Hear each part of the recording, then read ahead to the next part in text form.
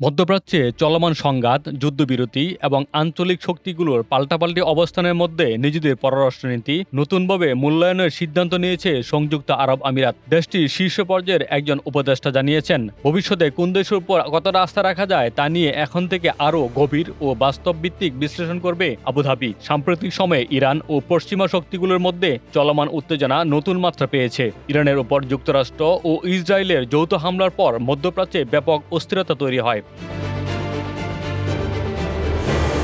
পরবর্তীতে পাকিস্তানের মধ্যস্থতায় একটি অস্থায়ী যুদ্ধবিরতি কার্যকর হলেও আঞ্চলিক পরিস্থিতি এখনও পুরোপুরি স্থিতিশীল হয়নি। এই প্রেক্ষাপটে যুক্তরাষ্ট্রের হামলার জবাবে ইরান উপসাগরীয় অঞ্চলে থাকা মার্কিন অবকাঠামো লক্ষ্য করে পাল্টা আক্রমণ চালায় বলে জানা যায়। এতে উপসাগরীয় কয়েকটি দেশ ক্ষতির মুখে পড়ে এবং নিরাপত্তা পরিস্থিতি নিয়ে নতুন করে উদ্বেগ তৈরি হয়। শুক্রবার এক বক্তব্যে সংযুক্ত আরব আমিরাতের প্রেসিডেন্টের উপদেষ্টা আনোয়ার গারগাস বলেন, একটি বিশ্বাসঘাতকতামূলক হামলার অভিজ্ঞতার পর আমরা এখন আমাদের আঞ্চলিক ও আন্তর্জাতিক সম্পর্ক নতুন করে মূল্যায়ন করব।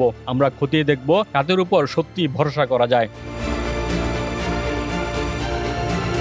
তিনি আরও বলেন, আমিরাত ভবিষ্যতে এমন একটি শক্তিশালী অর্থনৈতিক ও আর্থিক কাঠামো গড়ে তুলতে চায় যা বৈশ্বিক অস্থিরতার মধ্যেও দেশের স্থিতিশীলতা নিশ্চিত করতে পারে। তার ভাষায়, আমাদের লক্ষ্য হলো রাষ্ট্রীয় কাঠামোকে আরও মজবুত ও স্বনির্ভর করা। বিশ্লেষকদের মতে এই মন্তব্য শুধু কূটনৈতিক মন্তব্য নয়, বরং উপসাগরীয় অঞ্চলে নতুন রাজনৈতিক পুনর্বিন্যাসের ইঙ্গিত। কারণ দীর্ঘদিন ধরে যুক্তরাষ্ট্রকে প্রধান নিরাপত্তা অংশীদার হিসেবে বিবেচনা করলেও সাম্প্রতিক ঘটনাগুলো সেই সম্পর্কগুলোকে নিয়ে নতুন করে প্রশ্ন তুলছে।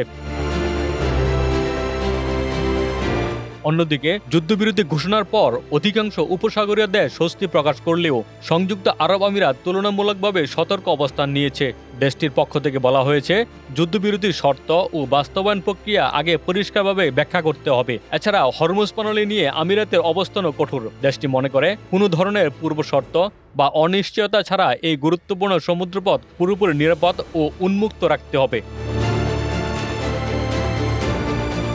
বিশেষজ্ঞরা বলছেন, বর্তমান পরিস্থিতি উপসাগরীয় অঞ্চলের কূটনৈতিক ভারসাম্যে বড় ধরনের ইঙ্গিত দিচ্ছে। একদিকে নিরাপত্তা উদ্বেগ, অন্যদিকে অর্থনৈতিক স্বার্থ। এই দুইয়ের মধ্যে ভারসাম্য রক্ষা করাই এখন আমিরাতের প্রধান চ্যালেঞ্জ। সব মিলিয়ে কোন দেশকে কতটা বিশ্বাস করা যায়, এই প্রশ্নই এখন সংযুক্ত আরব আমিরাতের পররাষ্ট্রনীতির কেন্দ্রে উঠে এসেছে।